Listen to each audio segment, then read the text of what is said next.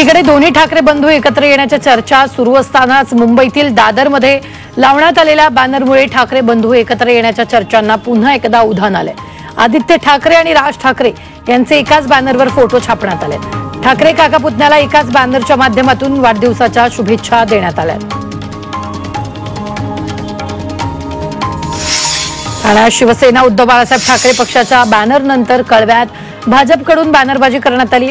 आमचा एक सिंह भारी असा आशय भाजपच्या या बॅनरवर आहे। बॅनरवर मुख्यमंत्री देवेंद्र फडणवीस यांचा फोटो आणि फडणवीस यांचा सिंह म्हणून उल्लेख करण्यात आलाय। मालवण राजकोट इथं शिवसृष्टी उभारण्यासंदर्भात उपमुख्यमंत्री अजित पवार यांच्या मंत्रालयातील दालनात आज बैठक पार पडली। या बैठकीत नियोजित शिवसृष्टी आराखड्याच्या आर्थिक तरतुदीला मान्यता देण्यात आली। या बैठकीला उपमुख्यमंत्री अजित पवार हे ऑनलाईन पद्धतीने सहभागी झाले। काही ठिकाणी मैत्रीपूर्ण लढत होऊ शकते, पण महायुती म्हणून तिन्ही पक्ष एकत्र निवडणूक लढणार असल्याचं मोठं विधान मुख्यमंत्री देवेंद्र फडणवीस यांनी केलंय। तर भाजपमध्ये निवडणूक लढण्याचा निर्णय हा पक्षाच्या वरिष्ठ पातळीवर होत असल्याचं देवेंद्र फडणवीस म्हणाले। त्यामुळे आगामी सर्व निवडणुका महायुती म्हणून एकत्र लढणार असल्याचं देवेंद्र फडणवीसांनी स्पष्ट केलंय।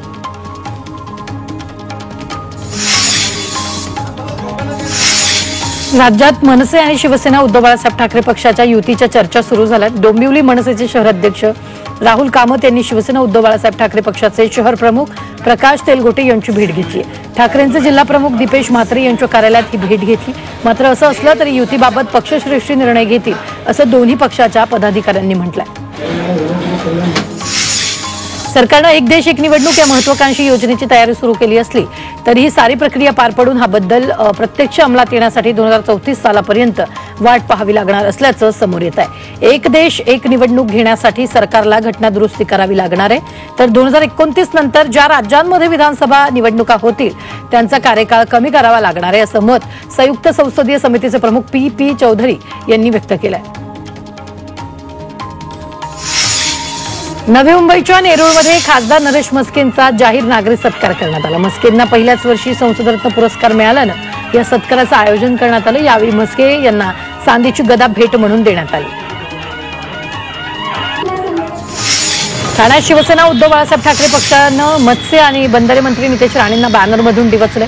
फडणवीस माझे बाप नाही तसा उल्लेख या बॅनरवर करण्यात आलाय। फडणवीस आमचे बाप असं वक्तव्य नितेश राणेंनी केलेलं होतं, त्याला शिवसेना उद्धव बाळासाहेब ठाकरे पक्षानं उत्तर दिलं। तसंच या बॅनरवर उद्धव ठाकरे आणि राज ठाकरेंचा एकत्र फोटो पाहायला मिळतोय। दोन्ही मराठी वाघांनी एकत्र येणं ही महाराष्ट्राची इच्छा असल्याचं या बॅनरवर नमूद करण्यात आलंय। आपल्या वाढदिवशी शिवतीर्थावर येऊ नये असं आवाहन राज ठाकरे यांनी मनसैनिकांना केलंय। आपण 14 जूनला सहकुटुंब मुंबई बाहेर आहोत, लवकरच आपली भेट होईल असं राज ठाकरेंनी म्हटलंय। मुंबईत सुप्रसिद्ध दिवंगत चित्रकार M.F. हुसैन यांच्या चित्राचा उद्या लिलाव होत होता। मात्र हॅमिल्टन हाऊस इथं उद्या होणाऱ्या M.F. हुसैन यांच्या चित्राच्या लिलावाला बजरंग दलानं विरोध केला। कोकणवासियांचा प्रवास वेगवान व्हावा, त्यांना अतिरिक्त सेवा उपलब्ध व्हावी यासाठी कोकण रेल्वे प्रशासनानं टप्पा दुहेरीकरण करण्यावर भर दिलाय। टप्पा दुहेरीकरण झाल्यास रेल्वे गाड्यांची संख्या दुप्पट होईल, त्यामुळे प्रवाशांचा प्रवास सोयीचा आणि सुखकर होईल असा आशावाद व्यक्त होतोय। यूपीए सरकारनं 10 वर्षात दिलेल्या निधीपेक्षा अधिक निधी मोदी सरकारनं एका वर्षात महाराष्ट्रातील रेल्वे प्रकल्पांसाठी दिलाय असं प्रतिपादन मुख्यमंत्री देवेंद्र फडणवीस यांनी केलंय। मोदी सरकारच्या विविध योजनांमुळे देशातील गरीब, महिला, युवक, दलित, वंचित आणि समाजाच्या सर्व स्तरातील जनतेच्या जीवनात आमूलाग्र बदल झाल्याचं त्यांनी म्हटलेलं आहे। मेट्रो 3 साठीच्या रुपे नॅशनल कॉमन मोबिलिटी कार्डचं अनावरण करण्यात आलंय। मुख्यमंत्री देवेंद्र फडणवीस यांच्या हस्ते या कार्डचं अनावरण करण्यात आलं। जेवेलार ते आचार्य यात्रे चौकादरम्यान कोणत्याही स्थानकावर हे कार्ड मोफत उपलब्ध आहे, त्यामुळे मेट्रो तिकिटासाठी आता खिडकीवर रंग लावायची गरज नाहीये।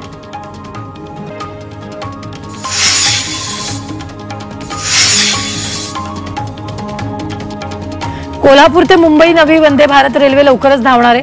क्षेत्रीय रेल्वे प्रवासी सल्लागार समितीच्या बैठकीत तशी मागणी करण्यात आली होती। या मागणीला सकारात्मक प्रतिसाद मिळाला असून येत्या 15 दिवसात मुंबईपर्यंत वंदे भारत रेल्वे धावणार आहे।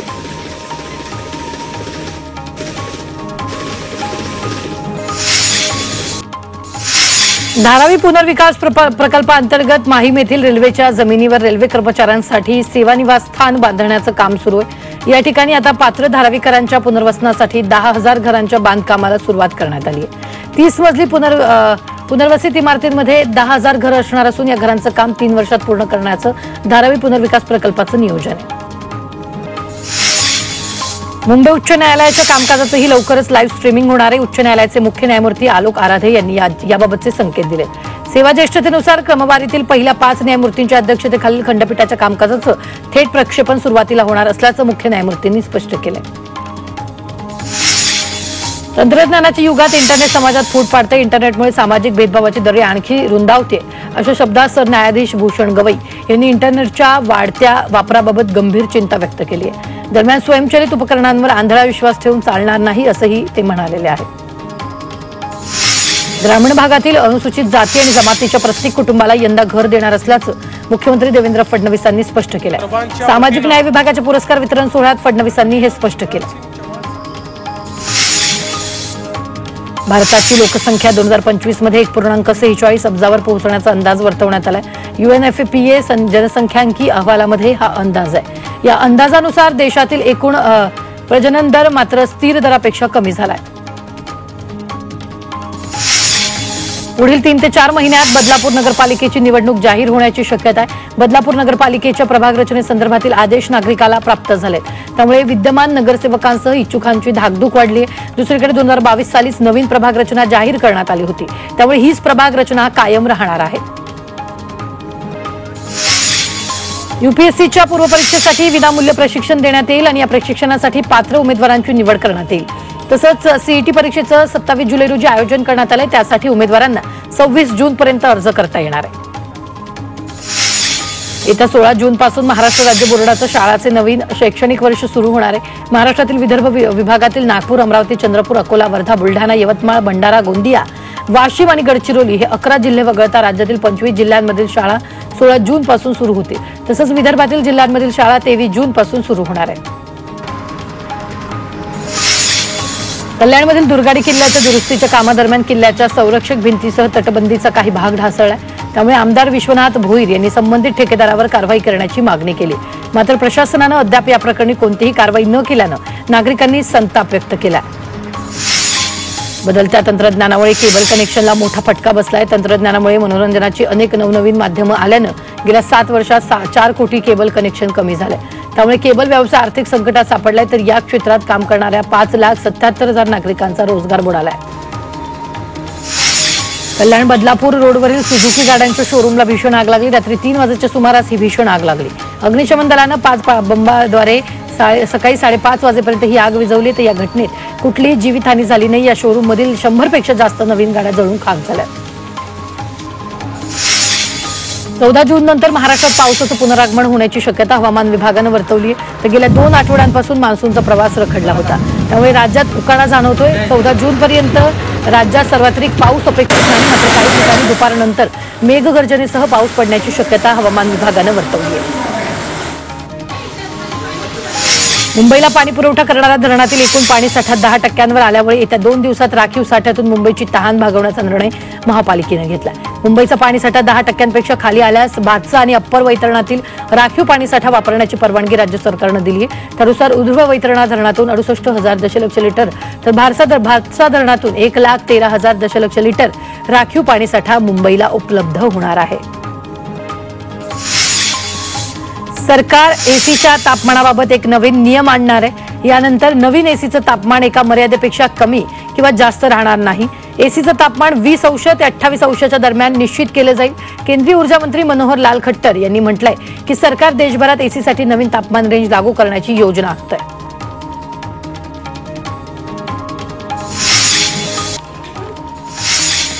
कल्याणमध्ये अंमली पदार्थाविरोधात कारवाई करण्यात आली। या प्रकरणी ड्रग्सची तस्करी करणाऱ्या 3 जणांना अटक केली। तसंच या कारवाईत 44 हजारांचा मुद्देमाल जप्त केलाय। सुट्ट्या दुधात भेसळ केल्यास कठोर कारवाई करण्याचा इशारा गृहराज्यमंत्री योगेश कदम यांनी दिला। ग्रामीण भागात मोठ्या प्रमाणात सुट्ट्या दुधाची विक्री आणि भेसळ होते, मात्र यापुढे सुट्ट्या दुधाची जागेवरच तपासणी होणार आहे। अन्न आणि औषध प्रशासन विभागाच्या ताफ्यात अद्ययावत मिल्को स्क्रीन मशीन दाखल होणार आहेत आणि या मशीनच्या माध्यमातून सुट्ट्या दुधात भेसळ केली आहे हे देखील काही मिनिटात उघड होणार आहे। पालघर जिल्ह्यातील बोईसर तारापूर एमआयडीसीतील एमडी ड्रग्ज तयार करणाऱ्या कारखान्यावर मुंबई पोलिसांनी छापा टाकलाय। यात लाखो रुपयांचा मेफेड्रोन नावाचं ड्रग्ज जप्त करण्यात आले। तर या प्रकरणात अंधेरी पोलिसांनी 3 जणांना अटक केली आहे। मुंबई गोवा राष्ट्रीय महामार्गावरील वाहतूक कोंडी सोडवण्यासाठी उपमुख्यमंत्री अजित पवार यांच्या अध्यक्षतेखालील बैठकीत आढावा घेण्यात आला।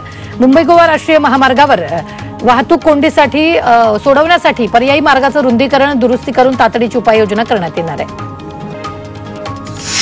ऐतिहासिक वसईच्या किल्ल्यामध्ये जादूटोणा आणि अघोरी प्रकार होत असल्याच्या आरोपांमुळे एकच खळबळ उडाली आहे। तर मांत्रिक अजय हरीश राणा आणि त्याचा मुलगा आयुष अजय राणा याच्यावर या प्रकरणी गुन्हा दाखल करण्यात आला आहे। महाराष्ट्रासह देशभरातील टोल टॅक्सवरील वसुलीचा आकडा वर्षाकाठी 500 ते 1000 कोटींनी वाढत चालला असल्याची माहिती समोर आली आहे। टोल वसुलीच्या बाबतीत उत्तर प्रदेश पहिल्या नंबरवर आहे, तर महाराष्ट्र टोल वसुलीत 4थ्या स्थानी असल्याचं आकडेवारीतून समोर आलं आहे। मस्जिद रेल्वे स्थानकापासून काही अंतरावर असलेला आणि पी डिमेलो मार्गाला जोडणारा कर्नाक रेल्वे उड्डाणपूल वाहन चालकाच्या सेवेत येण्यासाठी आणखी काही दिवस प्रतीक्षा करावी लागणार आहे। या पुलाची किरकोळ कामं आणि वाहनांची भार चाचणी बाकी आहे। ही कामं 15 जून पर्यंत पूर्ण केली जातील आणि त्यानंतर हा पूल सुरू करण्यासंदर्भात निर्णय होईल। मुंब्रा रेल्वे दुर्घटनेचं खापर प्रवाशांवरच फोडण्याचा रेल्वेचा प्रयत्न आहे का असा सवाल उपस्थित होतो, कारण 2 लोकलचे डबे जवळ आल्याचा दावा रेल्वेनं फेटाळलाय। लोकलचे डबे जवळ आलेच नाही असा दावा मध्य रेल्वेनं केलाय। मुंब्रा रेल्वे अपघाताचं कारण शोधण्यासाठी आता रेल्वेनं चौकशी समिती नेमली। हा अपघात नेमका कसा घडला, अपघातापूर्वी प्रवाशांमध्ये कोणती वादावाद झाली होती का, तसंच प्रवासी नेमके कोणत्या लोकलमधून खाली पडले याचा शोध समिती घेणार। मुंबई उपनगरी लोकल प्रवास जीवघेणा झालाय। गेल्या 4.5 वर्षांमध्ये धावत्या गाड्यांमधून पडून 2347 प्रवाशांचा मृत्यू झालाय।